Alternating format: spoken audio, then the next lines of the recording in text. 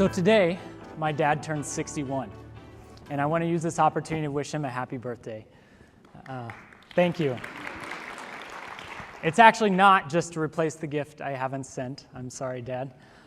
It's because this birthday, of all of those we've experienced together as a family, has a special importance to me and to my family, but I'll get to that a little bit later in my talk. But my dad certainly does have a twisted tie to why I'm here today. He was one of the first to feed me solid foods, and of those, one of those things was peanut butter and toast. Quickly after eating that peanut butter and toast as a young child, my already pudgy face began to grow in volume, and it turned a bright red, kind of reminiscent of a strawberry. And it didn't take much to figure out that I had a very severe nut allergy. So here came my first brush with death, but thankfully also my first experience in emergency room care and being saved by a healthcare system that worked. But that wasn't the case when I was a 20-year-old on my first trip in Nepal. In fact, as those familiar feelings set in, the itching in the throat, the tightening of the back muscles, and scariest of all, swelling around my face and throat, I didn't have that. What was the difference? Well, there was no emergency room. There was no access to healthcare at all. And I found myself in a position where the only thing between me and a possible end was a bottle of Benadryl. And when I tell you what I did next, you're really going to think I'm crazy, because what I did next is I spent the next 3 years of my life trying to use a fortified peanut butter, of all things, to treat malnourished children in Nepal. This was my first taste of social entrepreneurship, and I was sold. I partnered with a Nepali Ashoka Fellow.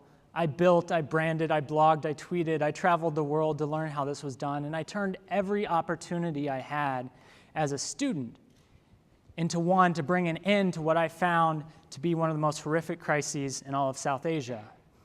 But when I reflect on that, I actually feel that I failed. A few thousand kids, no doubt, received better treatment as a result of our work, and we may have swung the needle on some important nutritional policy. But what I came to realize through my first experience with social entrepreneurship is that products seldom drive systemic change. And if you're in the business of trying to deliver healthcare to the poor, the systems are the way to go.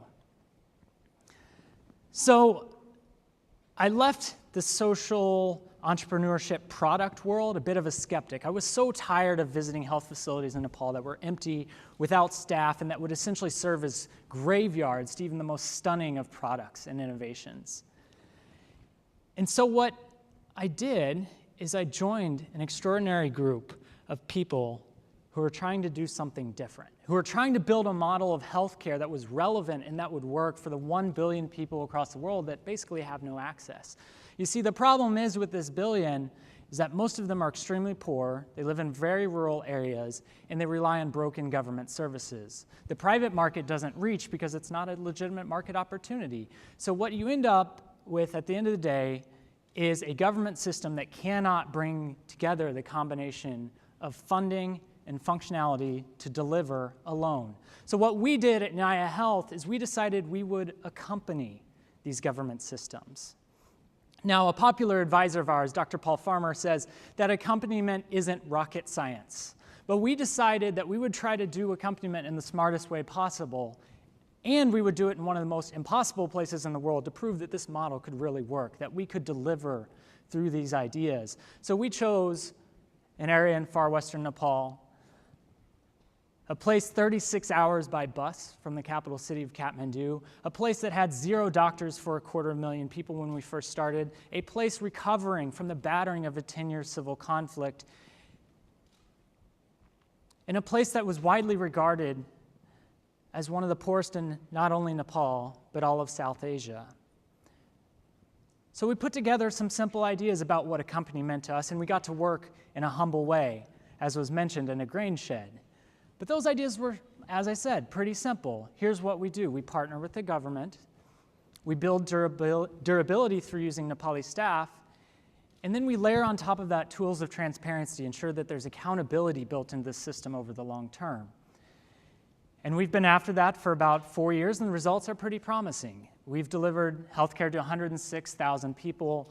The government of Nepal has invested $140,000 in this work, and we've employed 155 Nepalis, making us one of the largest employers in the region. But let me go back to why this birthday is important for me and my family, because 2 months ago in Hawaii, on a family vacation, we were driving. I apologize, this is a difficult story for me. In a moment of terror, my dad had what's called a drop attack from Meniere's disease, which affects the fluids in your inner ear. He happened to be the one driving. All I knew from the back seat was that I saw my father go limp. I saw us veer sharply to the right, hit an embankment at 40 miles an hour that then launched us, flipped us over for us to land on the top of the car and skid down the highway for 200 feet. And as I dangled there, suspended in the car, trapped by my seatbelt, for the first time in my life, I didn't know if my family was alive or dead.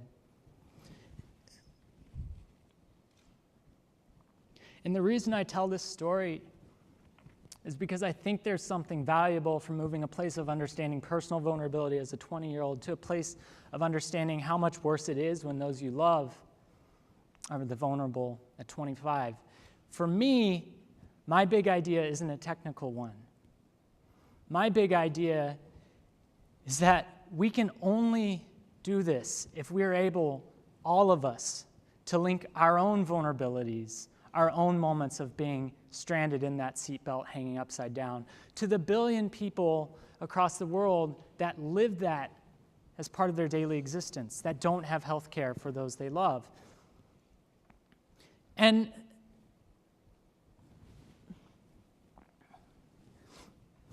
Nyaya Health's model at the end of the day is a remarkably simple idea. We believe that the poor, like any of us, need health care to be able to live a life of dignity and opportunity. And we're proving that it's possible. The oughtness of yesterday is really, truly kind of the isness of today. There is a future of health for the poor.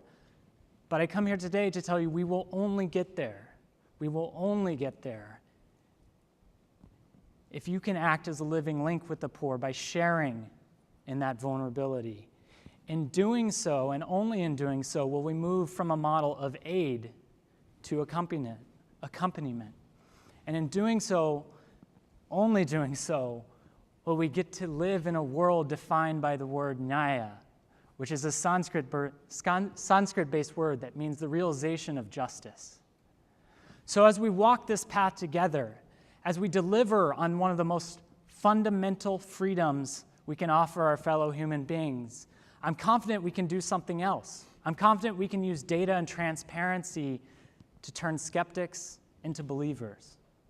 And that's why it's an honor for me to be up here with Josh, because Josh is one of our most valued partners. He runs a phenomenal organization that lets us just do that use that data and transparency to turn skeptics into believers, and I'm going to give him the chance to talk about that. Thanks, Mark.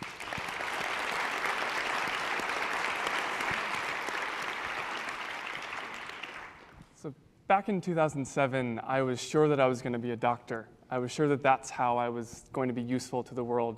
I was a gung-ho pre-med at Stanford, and I figured I should walk the walk in global health.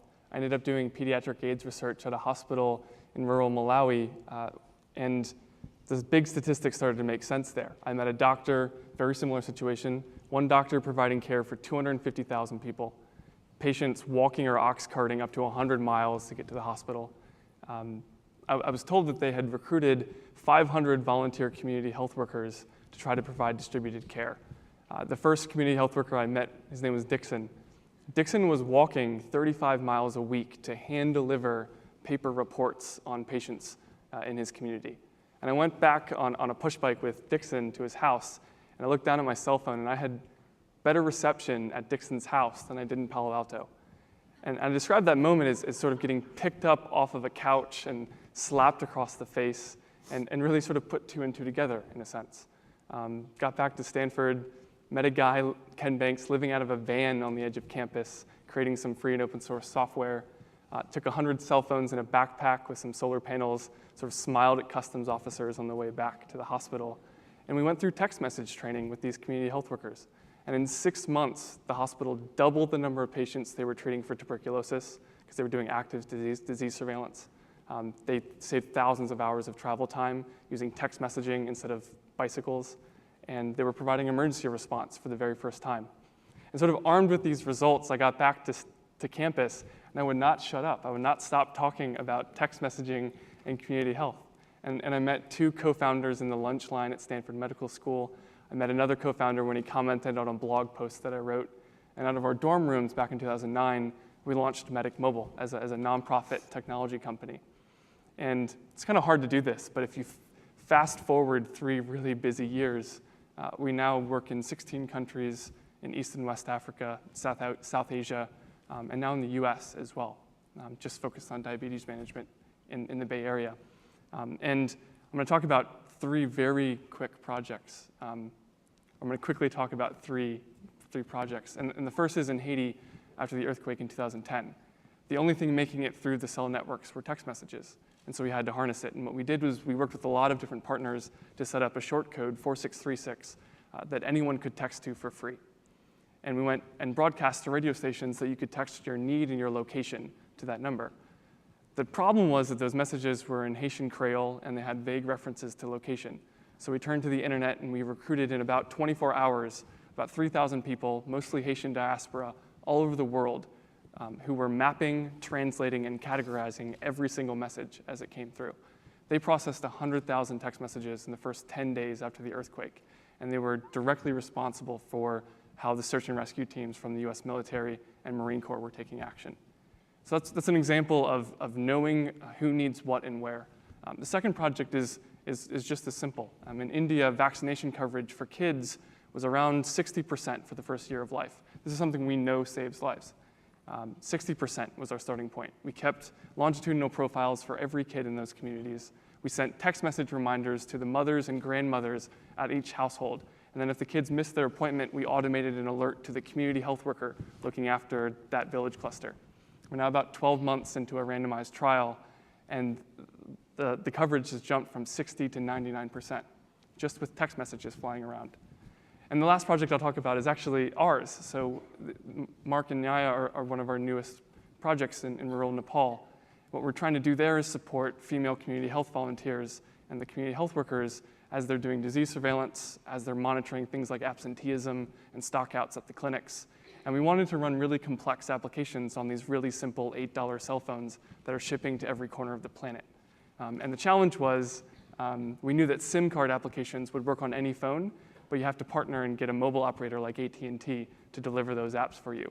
So like any good 20-somethings, we went to the interwebs and we found a company in Prague that was developing something called a parallel SIM, which is a little paper-thin wafer with a microcontroller that's thin enough to slide in right next to an existing SIM card. And it runs our application platform, and the existing SIM ties into the network. So we can pop that into any phone on the planet, and it runs our applications. So by the end of the year, we'll be supporting around 6,000 frontline health workers in 16 countries. And we estimate we'll change how healthcare is being delivered to around 600,000 people. And really the idea here is that we can harness technology to really actually work with local partners and improve the human condition. And our team takes global health equity very seriously. We really believe that it shouldn't matter if you're born in Northern Virginia like I was or rural Malawi. Health is a human right, and everyone deserves the opportunity.